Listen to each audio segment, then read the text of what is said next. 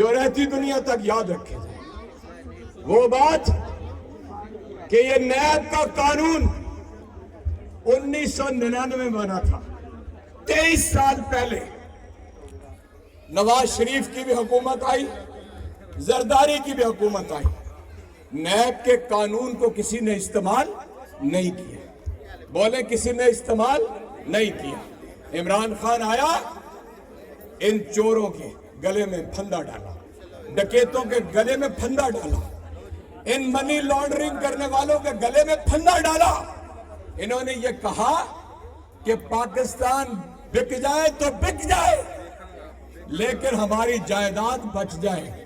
کیا سودا ہے؟ یہ دوسری بات میں ابھی کر رہا ہوں، سودا کیا ہے؟ یہ امپورٹڈ حکومت کا سودا انہیں ایکسپورٹ کرنے والوں سے کیا ہے؟ وہ یہ چاہتے ہیں کہ پاکستان واحد اسلامی ایٹمی قوت ہے۔ نوجوانوں، یہ آپ کے نوٹ کرنے کی بات ہے، واحد اسلامی ایٹمی قوت، واحد۔ وہ چاہتے ہیں کہ اس کو گھٹنوں پہ جھکا دیا جائے۔ وہ یہ چاہتے ہیں کہ یہ در در کے محتاج ہو جائیں، یہ امریکہ اور یورپ کے دست نگر ہو جائیں، اور انہوں نے مان لیا۔ اور یہاں پر انسانوں کی منڈی لگی، اور اس منڈی کے اندر ایم این اے بکے، ایم پی اے بکے۔ سندھ ہاؤس کے اندر آپ نے دیکھا کہ انسانوں کی منڈی لگی، اور